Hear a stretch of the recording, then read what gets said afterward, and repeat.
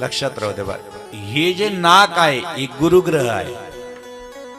खूप बारकाईने ऐका, परत परत ऐकायला मिळणार नाही. ही जी जीभ आहे आणि हे कपाळ आहे हे बुध ग्रह आहे.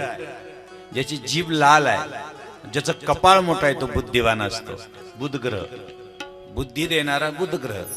म्हणून कपाळाला काहीतरी गंध लावावं, कमीत कमी भस्म तरी लावावं. आपण म्हणतो भस्मले पुनी प्रभात काळी मंगलमय वेळी स्वामी जनार्दन मौनगिरी बसे प्रभू जवळी. म्हणून कपाळ कोरं ठेवूच नाही, दिलंच देवाने त्याच्यासाठी. कमीत कमी बुक्का अष्टगंध, ज्याला गंध आहे त्याने. नाही कळालं? नाही कळालं? कमीत कमी हा आपला हिंदू संस्कृतीची परंपरेचा हा गंध आहे, लावला पाहिजे कपाळावरती. 3 रेषेचं महत्व वेगळं आहे. ब्रह्मा विष्णू महेश ह्या रेषेचं महत्वही तुम्हाला सांगेल. 3च का?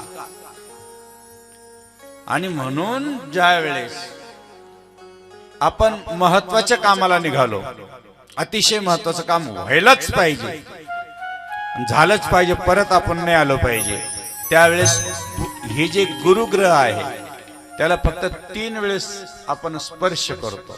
किती वेळेस? लक्षात राहू दे बरं, हे परत सांगणार नाही. किती वेळेस स्पर्श करायचा ग्रहाला? 1 2 3 असं. आणि मनात जे काही काम असेल ते करायला निघायचं, ते काम झालंच पाहिजे, कारण तुम्ही गुरुला स्पर्श केलेला आहे.